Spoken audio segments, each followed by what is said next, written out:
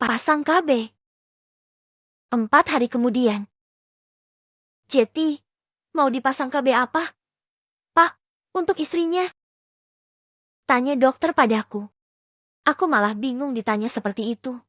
Karena yang aku tahu hanya KB suntik dan pil saja. Maaf, memangnya jenisnya banyak ya? Tanyaku. Banyak, Pak.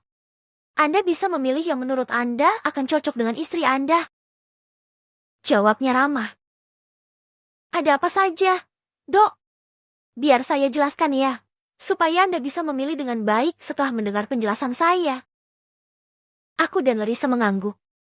Dokter Lisa, sesuai nama yang tertera di tanda pengenalnya, seorang dokter spesialis kandungan, duduk di samping kami di kamar pasien tempat Larissa dirawat selama beberapa hari ini.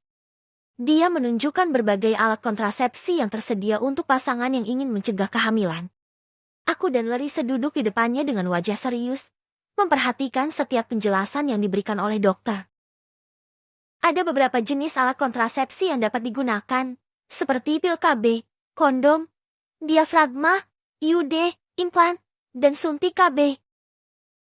Jelas dokter Lisa dengan sabar. Dia kemudian mengambil contoh dari setiap jenis alat tersebut dan menjelaskan cara penggunaannya secara detail. Aku terkejut saat mengetahui bahwa ada beberapa metode yang cukup ekstrim dalam pemasangan alat kontrasepsi, seperti IUD yang harus dimasukkan ke dalam rahim melalui kelima agak ke 1NA. Larissa nampak terkejut juga. Namun dia mencoba menyembunyikan rasa tidak nyamannya dengan tersenyum tipis. Ngilu sekali mendengar penjelasan dokter tentang pemasangan KB IUD. Sangat ekstrim menurutku. Pasti wanita yang menggunakan metode itu akan kesakitan, apalagi dipasang di dalam. Tidak hanya itu, dokter juga menjelaskan tentang pemasangan KB implan, yang ternyata dimasukkan ke dalam lengan wanita yang ingin menggunakannya. OMG, seram sekali. Aku tak mau Lisa merasakan kesakitan di tubuhnya karena itu. Dokter Lisa juga menjelaskan efek samping dari masing-masing alat kontrasepsi tersebut.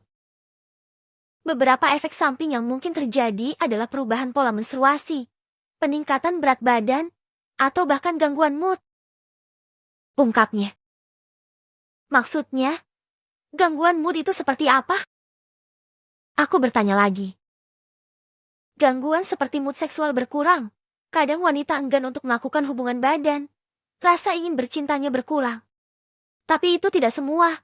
Hanya sebagian saja orang yang mengalaminya. Tergantung hormon dalam tubuh tiap individu yang berbeda. Jelas dokter. Aku dan Larissa saling pandang. Berusaha mencerna informasi yang barusan kami dengar. Bahaya sekali jika Larissa kehilangan mood seksualnya. Aku yang terancam. Jujur saja, aku inginnya dia tidak memakai apapun. Tapi mau bagaimana lagi? Kalau tidak pakai alat kontrasepsi, Larissa bisa hamil lagi. Itu malah lebih bahaya daripada jatahku. Gimana? Kayaknya semuanya gak ada yang mendingan deh.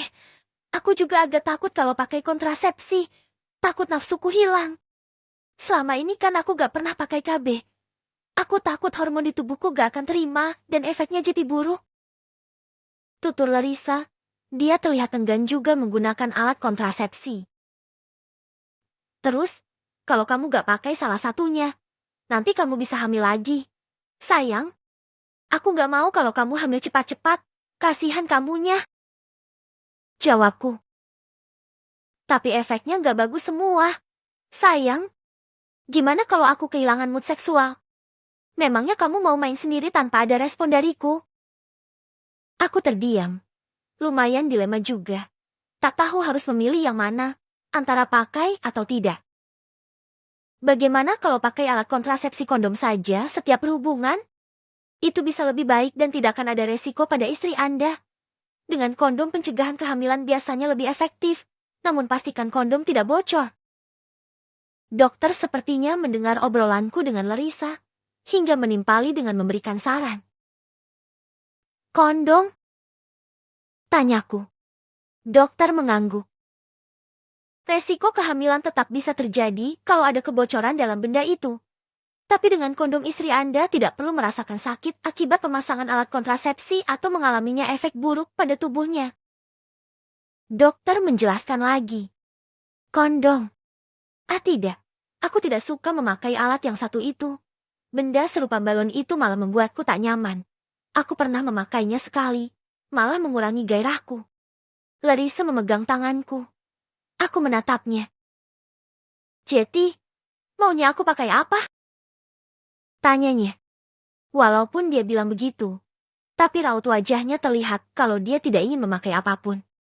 Ya Tuhan, dulu kami susah sekali ingin punya anak, hingga Larissa tidak pernah memakai KB apapun agar bisa hamil. Tetapi sekarang sangat berbeda. Larissa tidak memakai KB malah membuatnya mudah sekali hamil. Bukan aku tidak bersyukur, hanya saja memang agak sulit memilih KB yang baik untuk kami berdua, tentunya. Aku terserah kamu aja deh. Gak pakai juga gak apa-apa. Biar aku yang ngalah. Jawabku. Maksudnya ngalah gimana? Iya, nanti aku keluarin di luar aja. Biar kamu gak hamil. Bisikku di telinganya. Larissa membulatkan mata. Serius? Tanyanya. Aku mengangguk. Tapi kamu yang gak nyaman nantinya. Bisiknya. Gak apa-apa. Aku mungkin sesekali akan pakai kondom aja. Biar pas mau keluar di dalam pun gak apa-apa. Gak usah cabut. Jawabku lagi. Ya, aku sudah memutuskan. Lebih baik aku saja yang mengalah. Aku siap menggunakan benda serupa balon itu lagi setiap akan berhubungan dengan istriku. Aku tidak mau Larissa merasakan efek buruk dari alat kontrasepsi apapun. Serius? Tanyanya lagi. Yes, I'm sure. Aku tersenyum. Dokter memperhatikan kami yang sedang berbisik-bisik dari samping.